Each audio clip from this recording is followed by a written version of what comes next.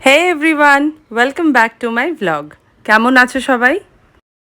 আজ একটা জিনিসের ব্যাপারে জেনে র্যান্ডম বেরিয়ে পড়লাম চেক করতে যে সেটা সত্যি নাকি মিথ্যে। চলো দেখা যাক।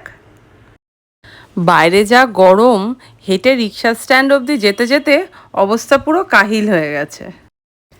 আচ্ছা, তোমাদের ব্যাপারটা বলি। আমি জানতে পারলাম রাধা স্টুডিও নামে একটা মুভি থিয়েটার আছে, যেখানে নাকি 30 টাকায় মুভি দেখানো হয়।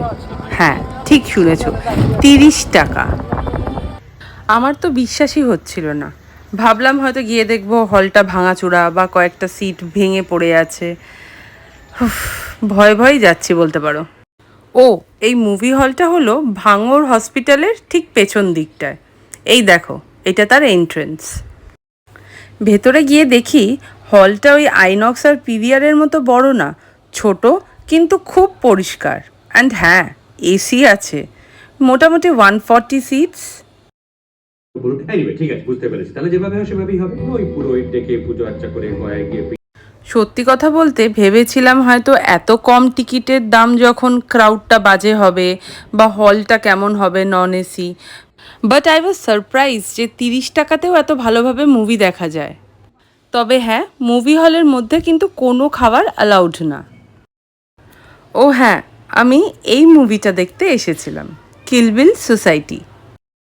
তোমাদের আরও একটা স্পেশালিটি বলি এই রাধা স্টুডিওর। এই মুভি হলটার পাশেই একটা ছোট্ট মিউজিয়াম আছে। জানো কার? The great iconic Indian film maker, writer, director, Oscar winner, yes, Satyajit রায়ের।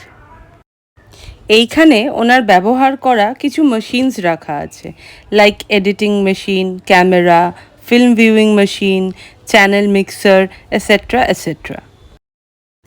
আমি তো ভাবতেই পারছিলাম না যে আমার সামনে ওই জিনিসগুলো রাখা আছে যেইগুলো দিয়ে iconic movies like Pather Panchali, অপরাজিত, অপুর সংসার, এই সব কিছু শ্যুট করা হয়েছে বা এডিট করা হয়েছে।